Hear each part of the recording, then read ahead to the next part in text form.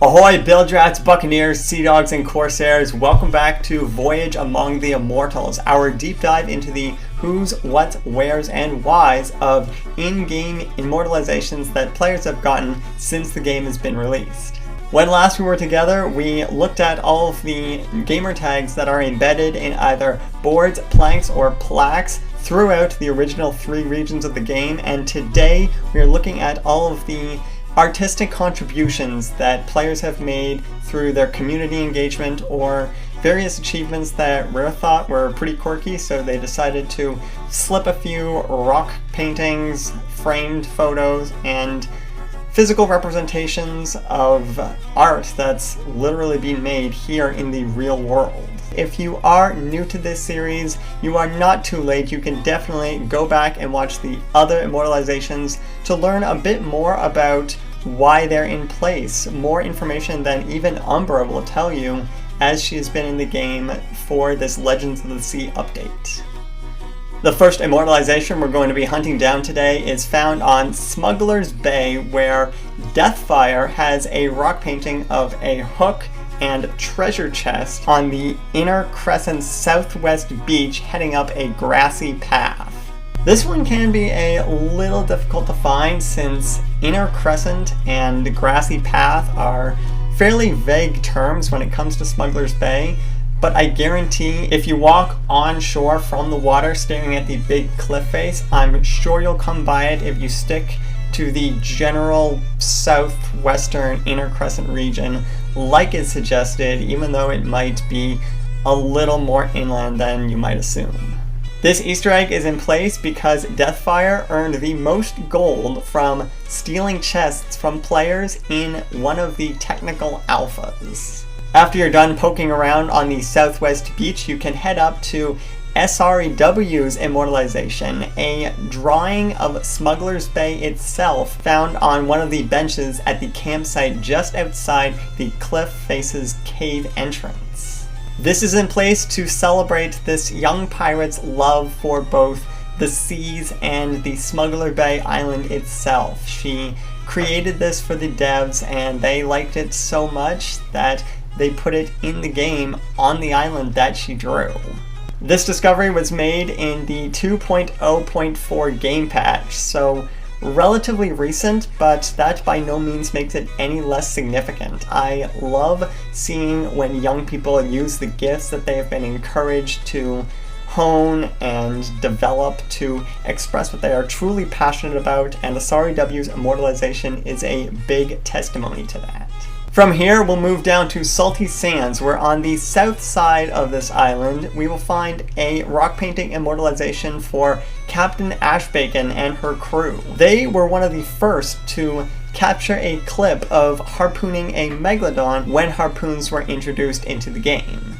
Nowadays, it's fairly common practice to harpoon a meg and get a bit of a speed boost to wherever folks are wanting to go, since they really don't have time or patience to fight megalodons, but this initial interaction was so memorable that Rare decided, hey, yeah, let's mark that. Maybe one day they'll harpoon a shrouded gehaist?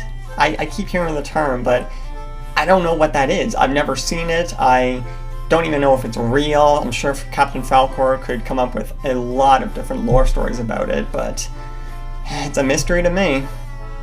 Because we're incredibly savvy sea pirates who decided to go straight east, as opposed to stopping by Sailor's Bounty on the west, we're going to take a detour over that way to find Last Glue's Easter egg, a set of paintings with an easel and paintboard found at the abandoned fishing camp on the westernmost side of the central island. Found in the game patch 2.0.9, Last Glue is an incredible artist who makes fantastic pirate art of in-game logos and pirates themselves, as a few of the paintings that are located at this abandoned fishing camp are of actual people's pirates in the game. I actually had the pleasure of meeting Last Glue during Crotuck's server takeover and really pick her brain and compliment her on how much they enjoy the fact that she's able to create these beautiful pieces of art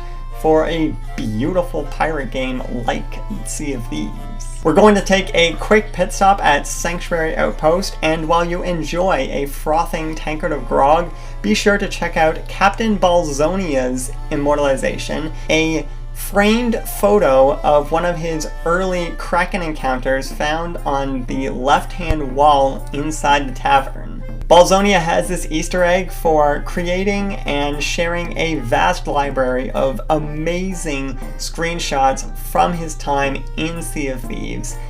It's really inspired me to take better screenshots myself by turning off the game's HUD feature that hides the health bar along the bottom side of your screen. It's a great way to commemorate those experiences that you have with your crew and pop them up on social media without either giving away people's game information that may not want it out there for everyone to see, and just a great scrapbook you can have of your time in a game that you love so much. I highly recommend you try out this feature. I honestly don't think you'll regret it. As if we didn't have enough of a detour to make going from Salty Sands all the way to Sailor's Bounty, we're going to go almost all the way south to visit Nefarious's Immortalization on Sharkbait Cove. He has a framed photograph of his pirate avatar alongside Merrick, since they look so incredibly alike, on the Southwest Beach campsite where Merrick used to sit on the very first content update, the Hungering One.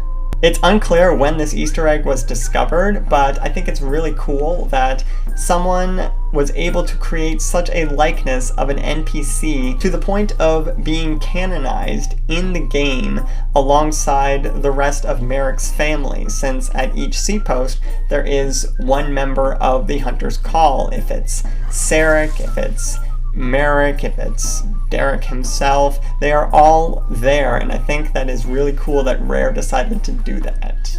For no doubt the most raved about immortalization in the game to date, we head over to Chicken Isle, where SayHeyRocco's Chicken Rave was immortalized on a rock face of his cat puppet character dancing around a bunch of chickens. SayHeyRocco is a fantastic Sea of Thieves broadcaster on Twitch, and one day they decided to grab a whole bunch of chickens, throw on some background music, flash multicolored lights, and have a party.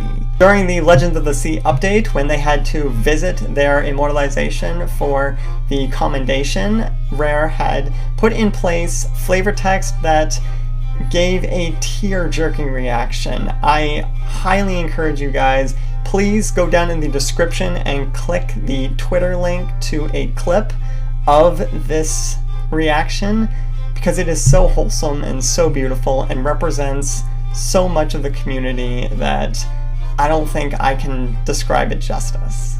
To round out this section of Voyage Among the Immortals, we'll park at Ancient Spire Outpost for the Sea of Thieves cosplayer's photograph in the tavern on the right-hand side. These men took it upon themselves to take their avatars from the in-game world and take them IRL to DragonCon in a physical representation as accurate as they could to who they sail as on the Sea of Thieves. It's inspired me to devise my own costume for Swashbumbling Bill. I still need to figure out the best way to create green Black Dog gems for my tricorn, my leather jacket, and my black pants, but I'm really looking forward to it, since this one look combines my passion for video games, piracy, and cosplay all rolled into one. So I cannot wait to finish it off and debut it at probably HalCon, since that is where I did my first rendition of Bill. Who's to say where the seas will take me? And that's it! Those are all of the in-game pirate immortalizations that Rare has put in the game since the technical alphas for visually artistic representations of community contributions and in-game achievements. I have mad respect for anyone who is able to dedicate hours of their time to create an artistic masterpiece that's representative of what they love, when the rest of the world might say, "Why are you dressed like that? You should be normal." I don't think so. We're pirates, and we love to express our love for gold, grog, and great memories with our friends. If you guys did enjoy this video, please be sure to give it a big thumbs up and hit that subscribe button along with the bell if you want to be notified of when I put out new Sea of Thieves content, or check out some of my other pop culture content like my Harry Potter playlist. Until next time, guys, keep your sails in the wind, your tankard full of grog, and always bring a banana to a party. See you on the horizon.